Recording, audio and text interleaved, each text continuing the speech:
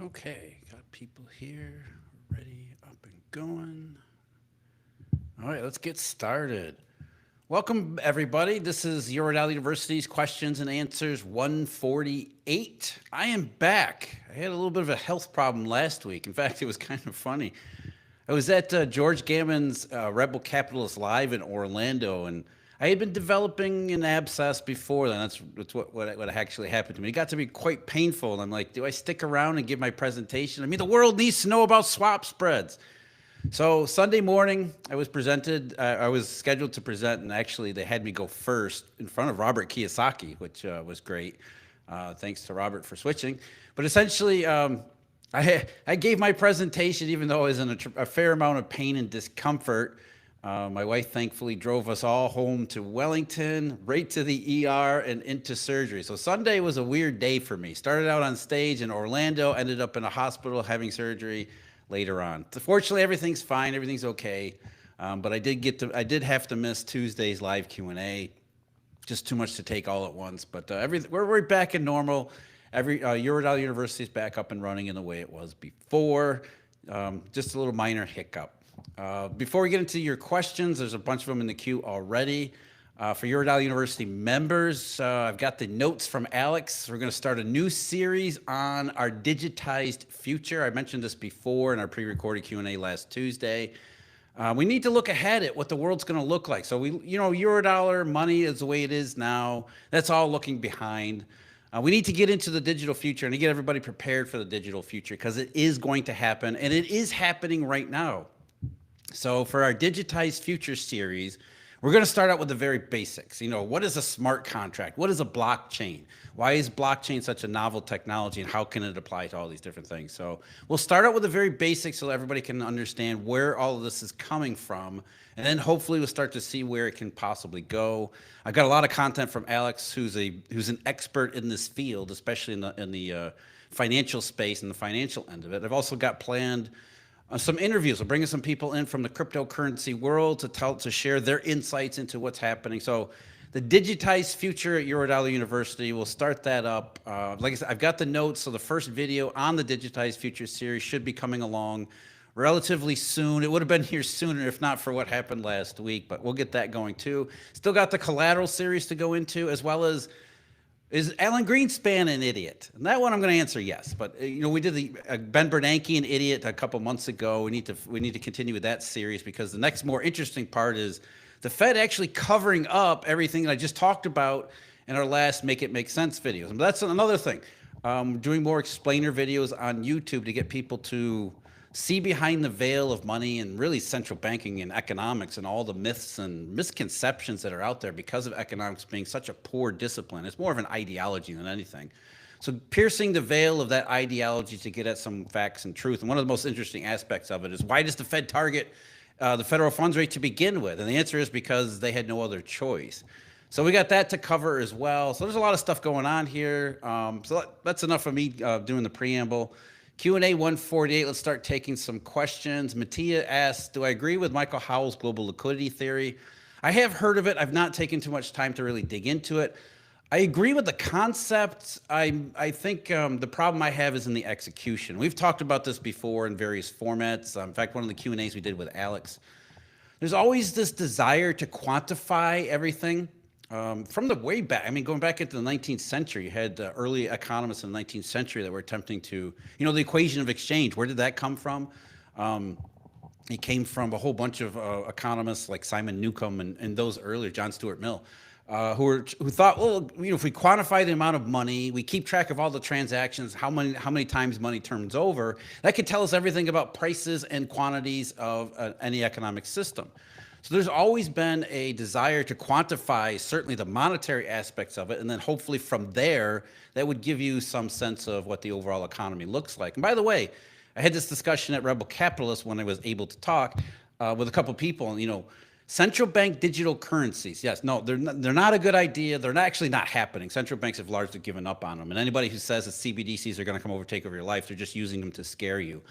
Central banks had given up on CBDCs because they realized they can't do them. But one of the legitimate purposes of a CBDC, and there are a few, one of the legitimate purposes is more and better information. Because imagine if you can track transactions, do it anonymously, which would never happen, which is why it was a bad idea. But if you could track all of the transactions in an economy, because everything gets aggregated and kept track of, it would give you a better sense of what's actually happening in the economy. So there's this desire from the very beginning to try to quantify, especially the monetary aspects, because monetary gets into everything. That goes back a long way. So Michael Howell and global liquidity theory is just an attempt to, okay, we've got this massive monetary system that's out there. Let's try to get our hands around it and get some numbers on it. The problem I have with it is I don't think that's possible. And so I've gone in another direction with my analysis. I'm like, you'll never be able to quantify what's out there in the offshore system. They'll never get access to it.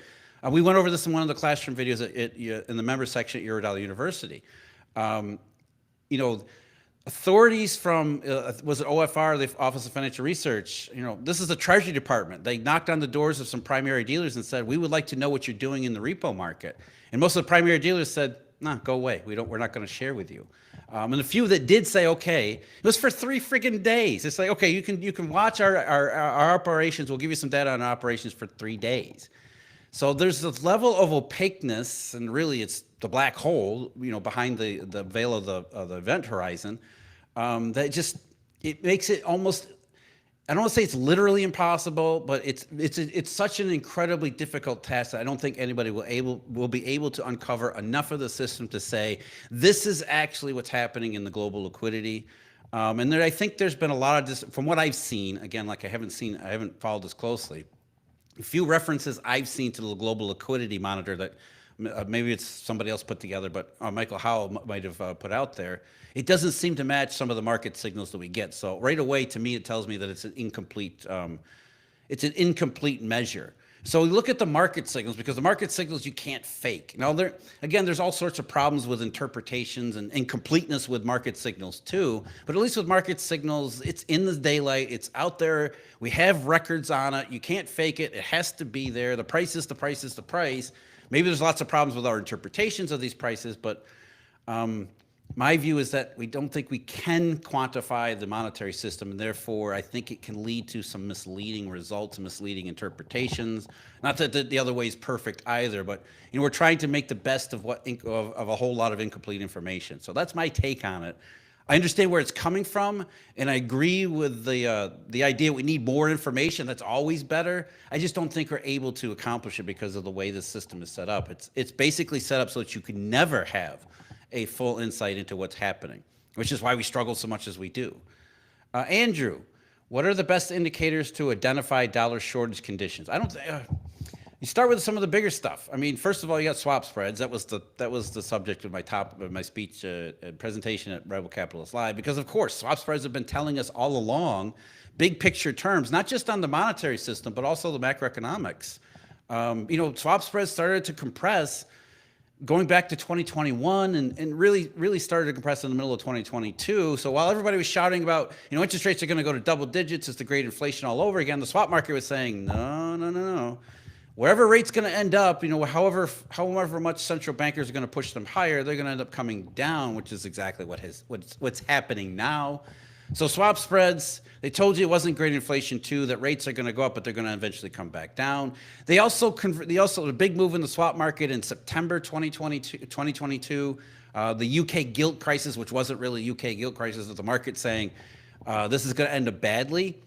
So the forgot how to grow recession, that showed up right when swaps said it was. So the swap market gives you the background about what the entire commercial system and financial system is thinking, not necessarily specifically about dollar shortage situation, but it gives you the overview of macroeconomics as well as monetary implications, because remember, money dealers are behind every single swap transaction, about all those possibilities. Then you look at other things like US dollar exchange value can be helpful in certain circumstances, though, as you see with the mainstream, it can be very misleading too.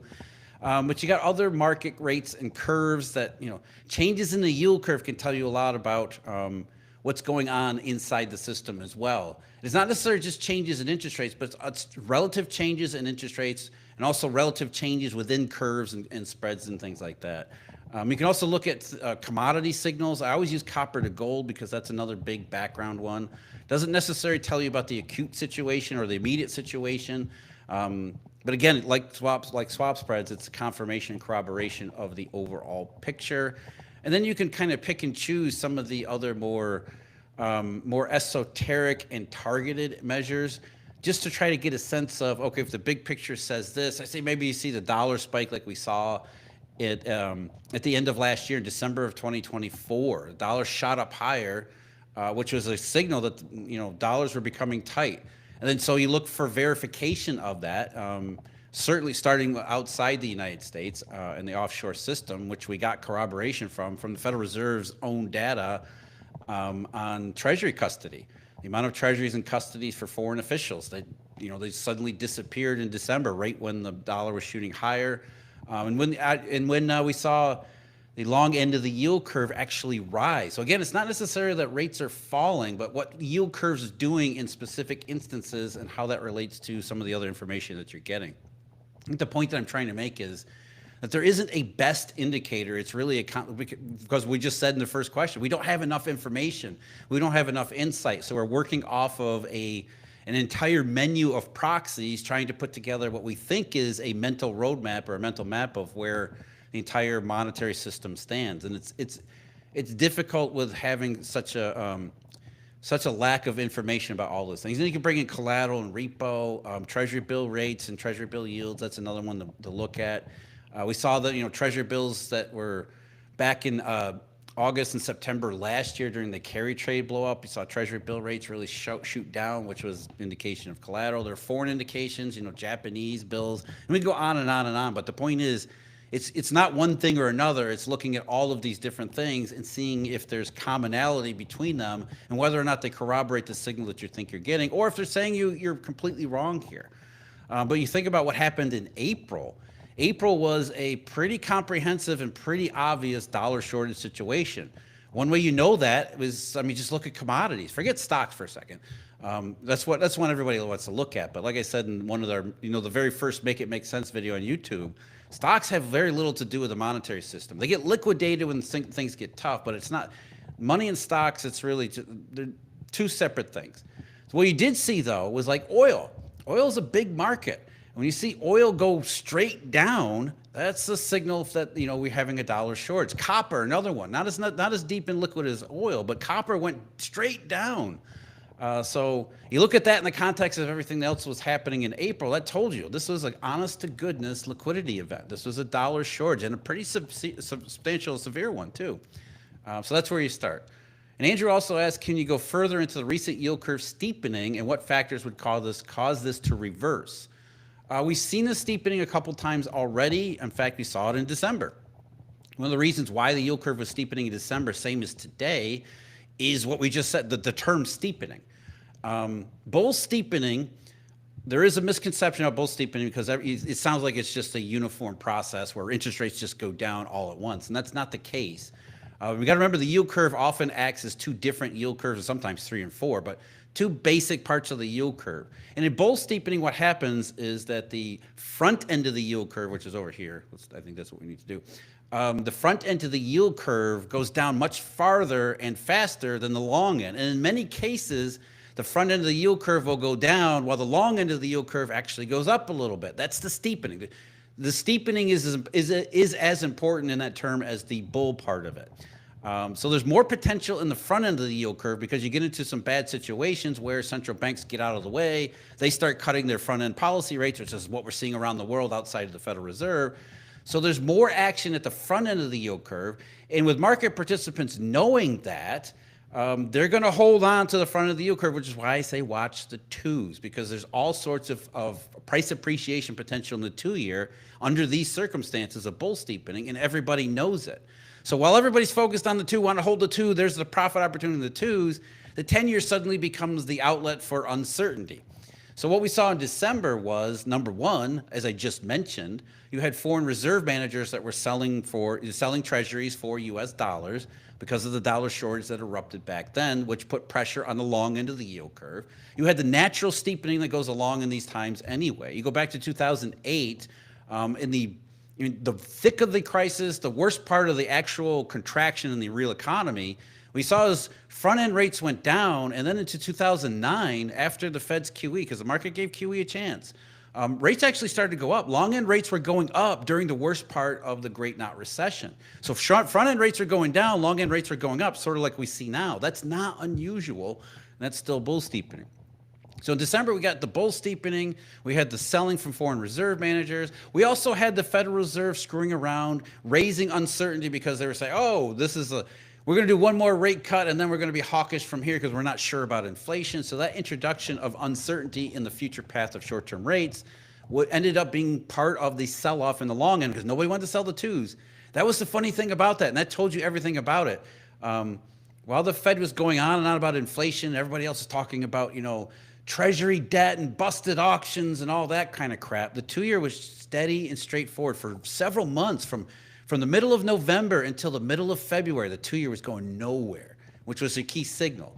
But as the 2 years going nowhere, the 10 was kind of floating in the wind, going up and down. And that's what we're seeing here right now. You have the high degree of uncertainty because the Fed is basically now the only central bank talking about inflation from tariffs, right? The Fed's inflation. Every other central bank on earth is saying, what the hell are you talking about? We're cutting rates, and we're going to cut rates even faster. But the Fed has introduced more uncertainty over the future path of short-term interest rates, and rather than sell the twos, everybody is selling the tens. So we got natural steepening, you've got Fed uncertainty, the twos, everybody stays with the twos, and the tens are going up and down. So what causes that all to reverse? Same thing as we saw in the middle of February. It started to reverse a little bit earlier in the middle of January for the long end. The long end started to go down. That's when this uncertainty starts to clear up, or it doesn't matter as much because the market sees more clear fundamental signals in either the economy or the marketplace. And in the case of March and April, both the economy and the marketplace. So it's no longer, we don't care about the Fed saying inflation. We see real trouble starting to brew. And therefore, the more recognizable and more familiar bull steepening case begins to emerge, where you have interest rates going down around the entire curve at the same time. So the same thing will happen again.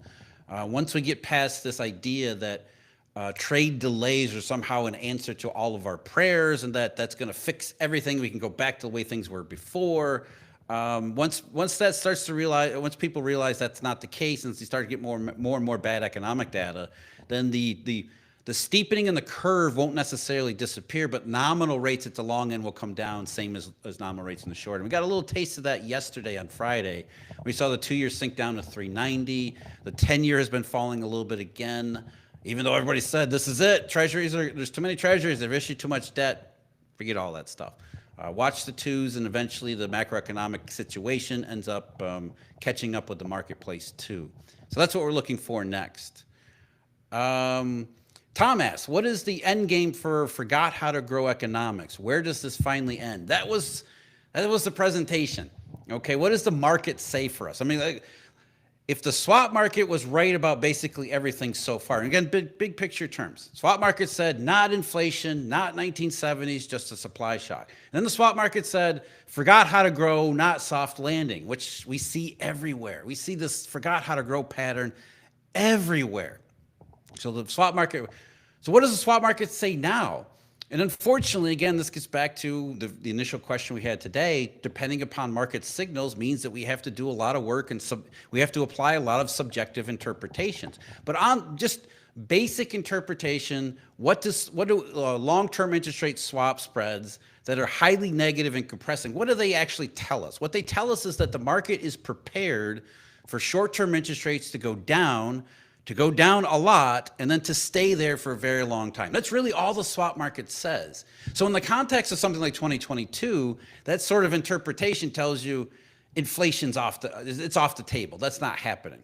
In the context of later in 2023, while everybody's talking about soft landing and swap spreads begin to compress again, that's kind of off the table too, right? Because long-term interest rates that go down a lot and stay there, not really conducive with a period where the economic growth is good, modest, it's stable, and it's sustainable.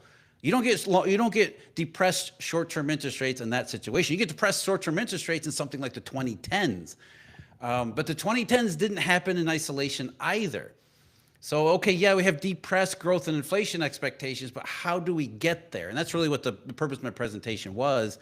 And by the way, there is a video of it which I will put up on the Eurodollar University members website, so you get to see exactly what we're talking about. But the point of the presentation was, how do we go from A to B, where A was the pandemic and the lockdowns, the original sin in all of the 2020s here. We have to pay for the pandemic and lockdowns, and that's really what the swap market is saying. But how do we get from A to B? That's the question that we're struggling with the answer. So we've been forgot how to grow style recession all this time. Excuse me. Does that mean that there's going to be an actual recession, or a recession that more people would recognize as a recession? Do we see layoffs? Because layoffs are really the only thing that's been missing from the recession so far. The forgot how to grow recession, its dominant feature is nobody is hiring, which is really where recessions come from to begin with. So we have no hiring to begin with, and this is a global phenomenon. Do we start to see layoffs? Do we get the more, like I said, the more recognizable aspects of a recession to go along with it? I can't answer that question. But what I would say is that the probabilities of something like that seem to be going up. That's all the signals that we get. That was the violent reaction in the dollar system and the financial markets in April. Those are markets saying, okay, things aren't really great. The system is pretty fragile to begin with, and now we're getting this tariff shock, and we've gotten a whole bunch of other things to go along with it, including how the economy's been really in bad and weak shape to begin with. You put all these things together, it makes sense that the chances for a traditional recession on top of the forgot how to grow style recession would go up. Does that mean it's actually going to happen? Don't really know. We don't have confirmation yet. They've got a whole bunch of stuff that is, in the short run. We've got to get past these trade delays. We've got to see what the tariff shock actually looks like, which might take a couple months for that to happen.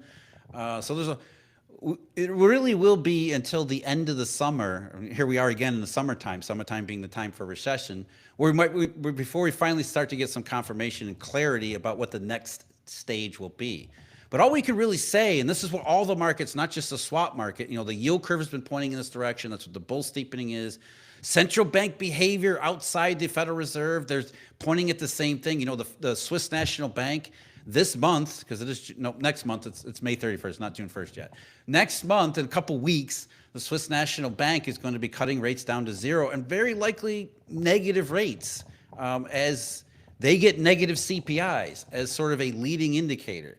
So however slowly it's been over the last couple of years, as I've been pointing out the entire time, more and more stuff continues to migrate in the direction of where the swap market was saying, developments that are consistent with short-term rates going down a lot, and staying there. So we can't answer the question yet whether or not that means recession or what the end game is specifically, but it does look like the swap market was right the entire time, that the macroeconomic circumstances and a fair amount of monetary difficulties to go with them are pointing in the direction of short-term rates going down and staying there. And unfortunately, the types of situations in the short run as well as the long run that fit that overall picture are not good ones. So does that mean like we're going to have a major crash, a major economic event? That's a possibility. We can't deny that it's a possibility. I don't think it's necessarily the base case. Because there's a whole range of scenarios that could fit into low short-term rates going down a lot and staying there. Not necessarily something like 2008.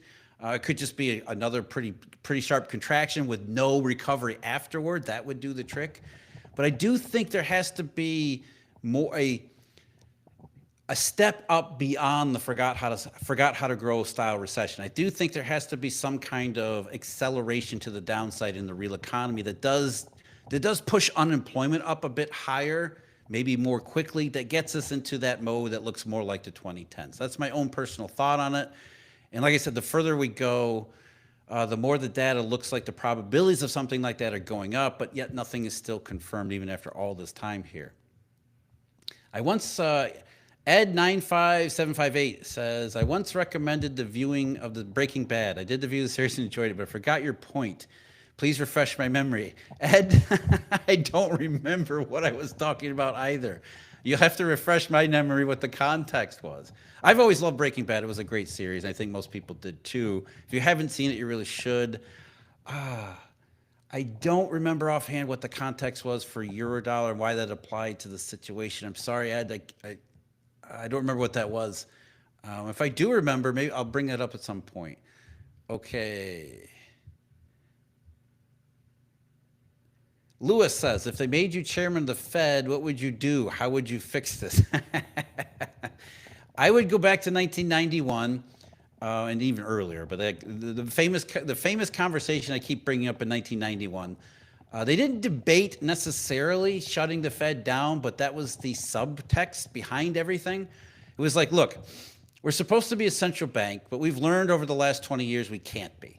Everything we do doesn't really impact the monetary system. We tried the reserve stuff under Volcker, and while everybody believes that was a glowing success ending great inflation, we know better. That was a bunch of bullshit. We can't do quantitative theory. We can't. Bank reserves are irrelevant. We tried to change the level of bank reserves. We tried to restrict them. It didn't have any impact on the banking system or the economy. So what they said was, what can we do? And so the conversation was about, what do we do with the Fed? And so, they're like, okay, we've been moving the federal funds rate around. We've been targeting the federal funds rate. Let's see if this does something. And they didn't know. They had no idea whether this would work, whether it wouldn't work, whether it would be irrelevant. And so the subtext behind that is, this is kind of the last thing for the Fed. We'll target the federal funds rate and see where it goes, because that's all we've got. And when I say that, I mean that literally. That's all the Fed had. And so over the last 30 years, really 35 moving into 40, what the Fed has been doing is hyping up the federal funds rate, hiking up interest rates overall. I mean, we're told interest rates are the most powerful variable in everything. Well, it might be for some finance people, especially those in real estate or things like that. But for the vast majority of the real economy, interest rates are I don't want to say they're irrelevant. They're almost irrelevant. People don't consider interest rates for pretty much everything they do.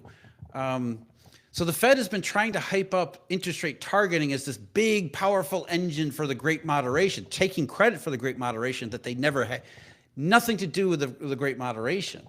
So if I was chairman of the Fed at that time, I would say we need to shut this place down.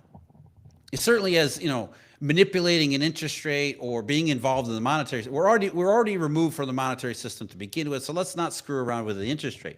That doesn't mean there isn't a role for the Fed as, say, a regulator. I think what the Fed does well is that it actually compels information. Like I said, the only reason we have as much information as we do, and it's not enough, on collateral in the system is from the Federal Reserve Bank of New York's weekly primary dealer report, which is really a collateral report. So the Fed could be, its job could be about, information, transparency, and that type of stuff. But as far as manipulating finance and trying to control the economy and actually being a central bank, which is about elastic currency, I mean, they proved in 2008 they don't have the wherewithal to do it. I mean, they proved it. In fact, the public certainly believes another thing, because what the Fed actually does really well is basically get everybody to believe it's bullshit and it's lies. So what would I do today? Same thing. I would expose everything. I would put it all out there for the public. Not to reform the Fed and make it into a better manipulator, but to have everybody know the truth, and that the Fed is basically irrelevant to all of these economic and financial events that we've lived through over the last 40 years, 50 years, 60 years, going back to the 1950s. The Fed is friggin' irrelevant.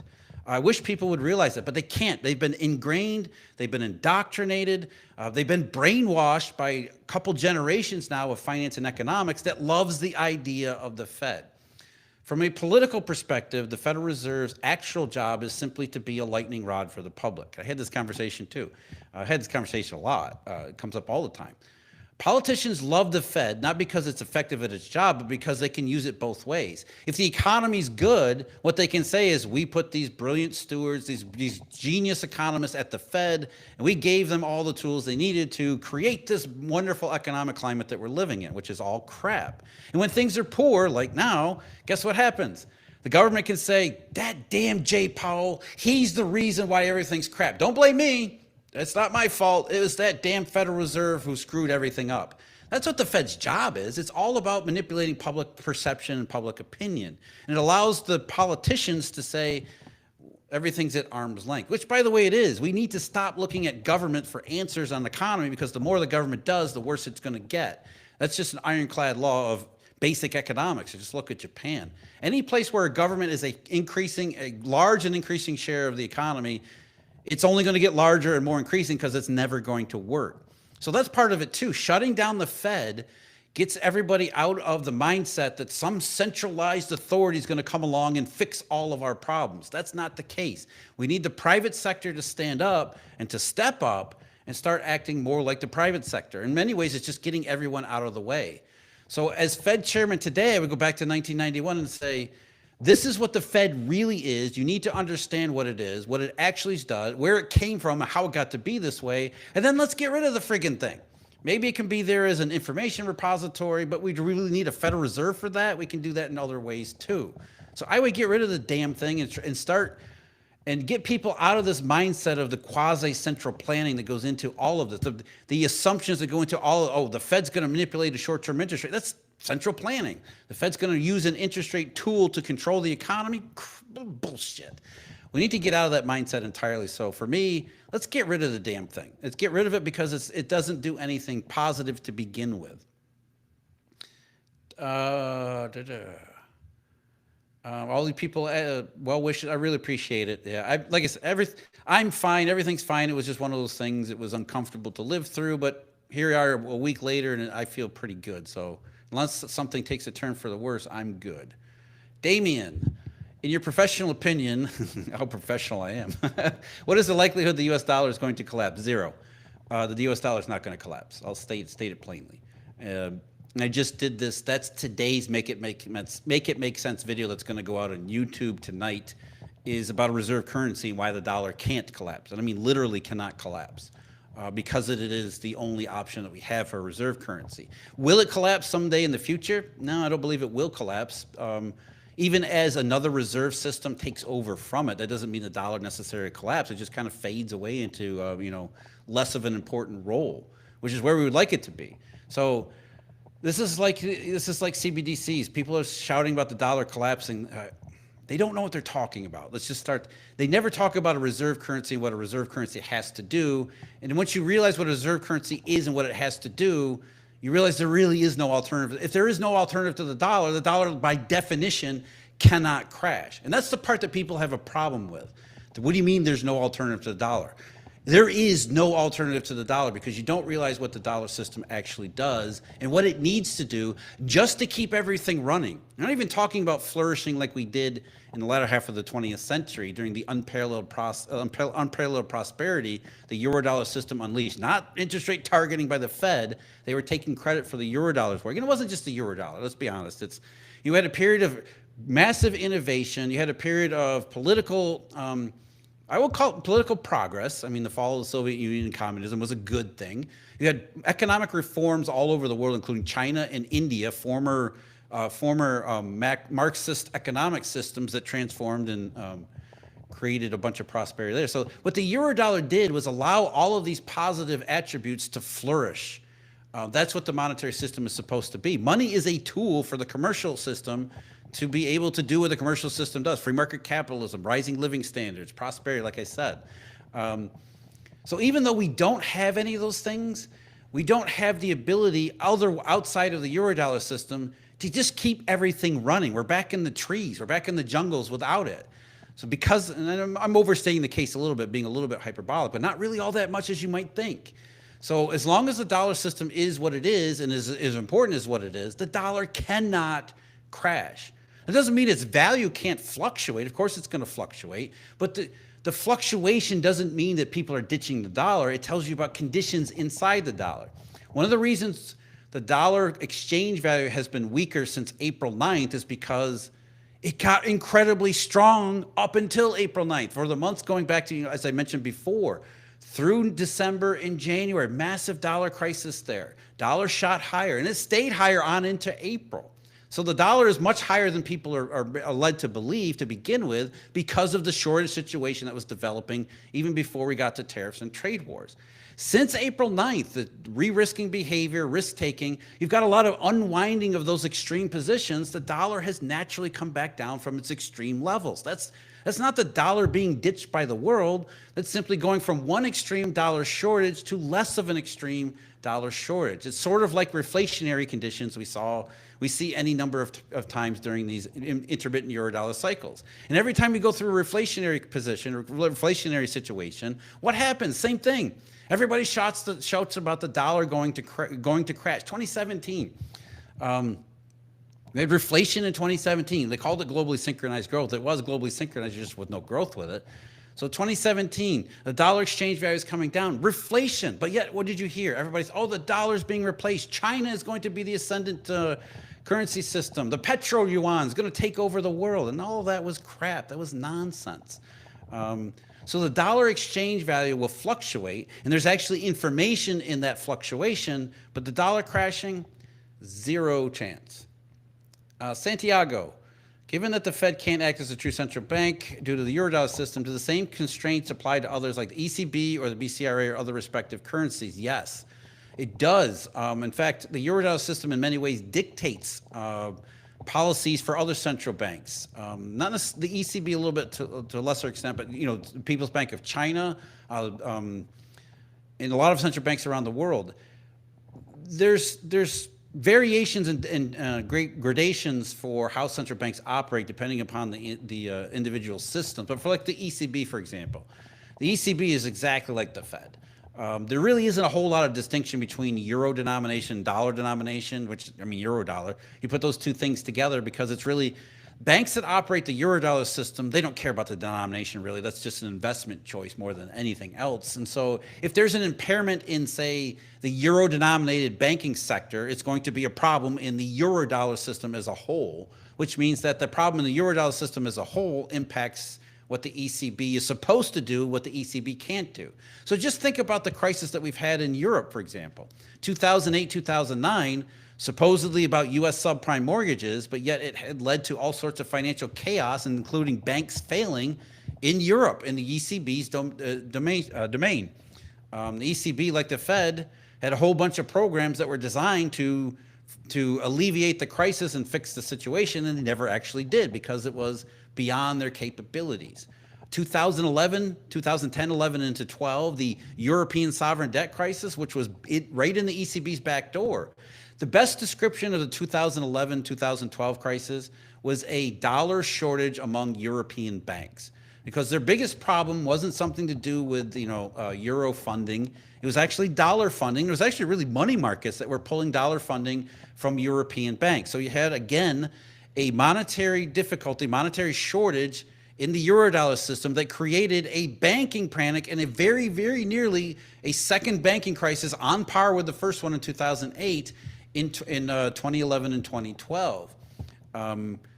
So the ECB, like the Fed, it's the Eurodollar controls the behavior because it's linking together all of these bank systems. And so the denomination, it's not an unimportant factor, but it's not the most important factor. So all of these central banks, including China, who I think a lot of people believe is really separated, kind of its own island. Even the PBOC is finding that global factors impact the monetary conditions, banking conditions, as well as everything else in China more than certainly previously believed. So short version here is that, yeah, there are similar constraints on central banks around the rest of the world. In some places it get to be more extreme. You think about places like Brazil. The dollar shortage in Brazil just absolutely devastated, which means that the Brazilian central bank's policies are basically a direct reaction to monetary conditions in the Eurodollar world. So currencies, everything else kind of flows from it. So there's variations, there's different degrees, but we live in the Eurodollar's world, and we're all just kind of along for the ride, unfortunately. Tom, how do you picture a recovery plan if there's another GFC, considering that a lot of the risky lending is now in the shadow banking realm? So don't expect another GFC. Don't expect another 2000. I don't know what you're saying, Tom. I'm just trying to be clear here that we're not expecting big banks to fail because they do have large liquidity buffers. They do have defensive balance sheets. In fact, that's precisely the problem. They're so defensive, it's left the rest of the system relatively illiquid and less flexible, which elasticity. So that doesn't mean that there aren't credit issues that could become liquidity issues. It just doesn't. It wouldn't look like 2008. We're getting another Lehman Brothers and AIG and all that kind of stuff. But where Tom's going is that there has been an enormous expansion in credit and risk-taking activities with what are called shadow banks. And they're really not shadow banks. They're just balance sheets. They're investment funds. They're freed from the regulatory banking system because the regulated banking system is impaired. It's constrained, and it's not going to change. So there is opportunity from those who have the ability to take on risks to take on some risks. And in many ways, the banking system has been funding these activities by lending directly to these shadow banks or investment funds a hell of a lot over the last couple of years, including this year too, and offshore shadow funds too. So there's a lot of risk-taking activity that has gone on and gone unnoticed largely in this unregulated, outside the regulated banking system, shadow bank, whatever you want to call it, system. Which means that there is potential for a credit crisis to develop because there's a lot of stupid stuff that went on, just like in every credit cycle we've ever experienced in modern human history.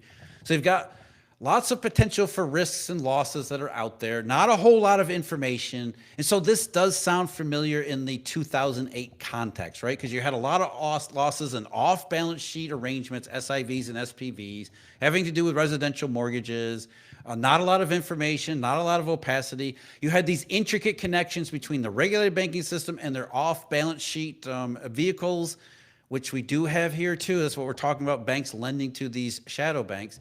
So you have all of these kind of prerequisite conditions that start to sound entirely too familiar to that 2008 context. But I will say is that, I mean, from commercial real estate, we still haven't resolved that problem yet either. That's one of the good things about, just to digress a little bit, going to Rebel Capital, because there's so many people in real estate like Kenny McElroy. You get to talk to Kenny. And they say the same thing. Commercial real estate has been completely frozen. Everybody just waiting for the system to just magically fix itself. So that's a problem too. But the point is that we have all of these lurking potential issues, not a lot of information, which information asymmetry can lead to everybody pulling back, everybody just saying, screw this, I don't know what everybody's doing, I don't want to get involved, let's just take our balance sheet and go home. So you have all of these precursor possibilities. We don't really have enough information. We know there's intricate connections, and it starts to sound like 2008. What I will say is it's not to the same degree, and one of the things that made the 2008 crisis into as devastating as it was the reaction to all of these problems. The initial reaction, the reflex was to just sell stuff. I need to liquidate, which has made everything worse. It just, it's, imagine trying to fight a fire with a bucket of gasoline. That's exactly what happened. The more everybody liquidated, the more it made sure that more people had to liquidate, and so you get into this self-reinforcing problem. So in addition to banks having large liquidity buffers, which will help, the degree of the problem, I don't think it's necessarily the same, because it wasn't really about subprime mortgages. It was about overvaluing collateral. That may be the case here, but not to the same extent, at least in my opinion. Plus, not just the size and the scope. There's also mitigating factors, including the fact that, like we're seeing in commercial real estate, the initial impulse now is to do the opposite of selling. So, okay, let's just hold here. It makes me think of, if you've ever read A Monetary History by Milton Friedman, what Friedman kept advocating for any type of depressionary circumstance, deflation, to interrupt the deflation, to stop the money cycle from becoming deflationary money, where everybody just leads to liquidations, fire sales, and the worst possible consequences. What Friedman advocated as a way to get out of that wasn't necessarily a central bank coming along and printing currency and injecting it into a system that was having a problem getting it circulated. What he said was, what he advocated for were bank holidays, just to close everything down, just to shut it down, give people time to assess the situation so they don't just have these emotional knee-jerk responses, to leave everything kind of in place for a little while. This wouldn't be great. This is not a good option. But it seems to him to be the best option to interrupt that cycle of deflation. And so in many ways, I think we have something like that here. It's not necessarily a bank holiday, but as we're seeing with commercial real estate, the impulse now is to not sell everything, to just kind of hold here and wait to see how things happen. So you don't have the propagation of selling, begetting, selling, begetting, selling, begetting, selling, which leads to the real crisis proportions.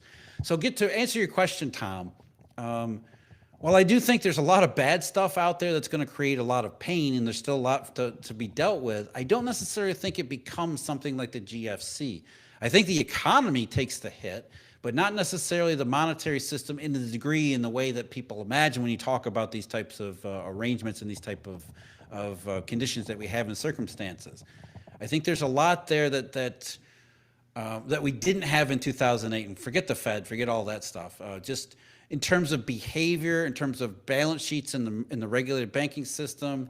It doesn't mean we don't have problems in illiquidity like we saw in April, but it doesn't necessarily reach the proportions where we have another, once in four generation crisis show up in 2025 or 2026 or something like that. I think we still have to deal with the pandemic and all the losses that go along with it in the real economy. Unfortunately, the workers, regular people are the ones that get screwed and all that. But as far as a major monetary banking crisis, I don't want to say that's not possible because everything's possible. That's on the table, but I don't think it's as high a probability. Let's put it that way. So that leaves the other part of your actual question here. What is the recovery plan if there is? Let's assume something like that does happen. The recovery plan is hopefully, unlike 2008 or really 2009, we have a conversation that says we need to do something different here. Recovery is predicated on reforming the entire global system so that it starts to work again. So the only benefit from having a crisis, and I talked about this in the webinar I did a little while ago, back a couple months ago, the only benefit for a crisis would be to trigger everybody to say, this isn't working. This is not working. We need to do something. We need to do something radically different.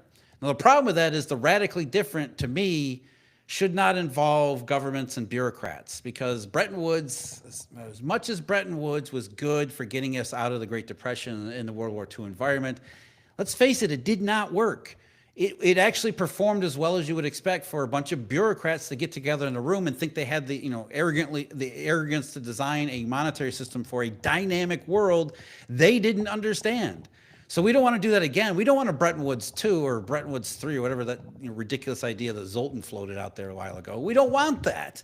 But we do want people to understand that the system that we have now does not work. It needs to be scrapped. It needs to be changed, but we don't want the governments to come in and take over, which is what they would try to do, which just lead to another unstable system. So there really is no real good alternative, and the recovery plan really hinges upon the private sector's ability to work around all these constraints and develop some kind of bottom-up solution, and hopefully do it in a relatively short period of time, which is why I think the long run ends up being like the swap market is saying, where we don't have that type of solution in the near-term future. It's just not there. It's not ready for us yet. So the recovery plan is to give ourselves enough time for that to really develop, and hopefully the governments don't screw it up too much along the way. JP34604, please focus on the lowering of the supplemental leverage ratio as being stealth QE. It's not. The SLR has been floated by the Treasury Department and some others too as a means because, we can't find enough buyers for Treasury, so let's create some. So the idea is that by lowering the supplementary leverage ratio, you don't penalize the banking system for holding Treasury bonds. Therefore, these banks will own more Treasury bonds. And if banks are buying Treasury bonds, somehow that's like QE. So the problem I have with that is a couple things. Number one is QE doesn't work like that. And so comparing it to QE is false to begin with. It gives QE way too much credit. That's the problem I have with it. But people hear, well, it's banks, central banks, what's the difference? They're buying bonds for reasons that have nothing to do with economics. If banks want to buy bonds, they don't need the government to lower the SLR. If the government does lower the SLR, then great. That's just a bonus on top of it. You might have noticed we don't have a problem finding Treasury buyers, even though the government is $36 trillion into debt. That's not a problem. So it's a solution in search of a problem because everybody's talking about it. And by the way, I think that's really the purpose here. The government isn't actually trying to do a stealth QE. It isn't actually trying to make the banking system a better buyer of U.S. Treasuries. It's just trying to get the public to stop talking about the Treasury market as if it's broken because of the basis trade blow up and everything like that. There's some thought to it that if we do have another dollar shortage situation, they never talk about that part. But if we do have another basis trade blow up, then maybe lowering the SLR will help have the banking system absorb some of those sales. But that's not real. This whole thing is about what governments are always about, which is managing public perception. And so public has been scared by all of these charlatans out there talking about the Treasury market being broken. So you can't just sit there and let people talk about how bad liquidity is in treasuries. We need to do something about it. So I think the SLR isn't a QE. It's really just, hey, we've got this tool that we can use to help the Treasury market, so don't worry about it any longer. By reducing collateral requirements will allow U.S. institutions to soak up U.S. paper to compensate for lack of sovereign. See, there again, lack of sovereign interest. Where does that come from? I don't see that. The market doesn't see that. There is not a lack of sovereign interest. There's plenty of demand for U.S. treasuries. That's our base. That's our problem. The fact that there is demand for U.S. treasuries, that's the freaking problem, not that there isn't. The reason there's so much demand for treasuries is demand for safety and liquidity. We don't want this demand. We want interest rates to go up. We want bond vigilantes. We want that stuff to happen. The fact that it doesn't happen is the problem. So there isn't a lack of sovereign interest. That's this. But people like, I'm not going to name names because it's not worth it. But people have made there's an entire, it's not even a cottage industry. It's a major industry out there talking about the dollar's going to zero and treasuries have to blow up because the government has gone crazy insane. Well, yes, the government has gone crazy insane, but the treasury market doesn't necessarily have to blow up. Those are false assumptions. Rather than go on, I'm not going to go on this anymore. There isn't a problem in the treasury market that requires the government to fix it. And the treasury market's not going to blow up, same as the US dollar is not going to go to zero. Let's do one more question here because it's already 10:50. John, how much of the forgot how to grow economy is due to retiring boomers that are exiting the job market earlier than expected? I don't necessarily think that's part of the forgot how to grow economy. I think there's a pandemic response that's making things more difficult. So maybe it is part of it. But if you actually look at the labor force participation, where the participation, it did drop for boomers who are retiring. So maybe that's part of the great retirement, or they call it the great resignation, but it wasn't really. So boomers have retired, that's part of it. But where you really see the drop in participation is younger people. That's a sign of a very sick economy. When you don't have the jobs to absorb people coming into it.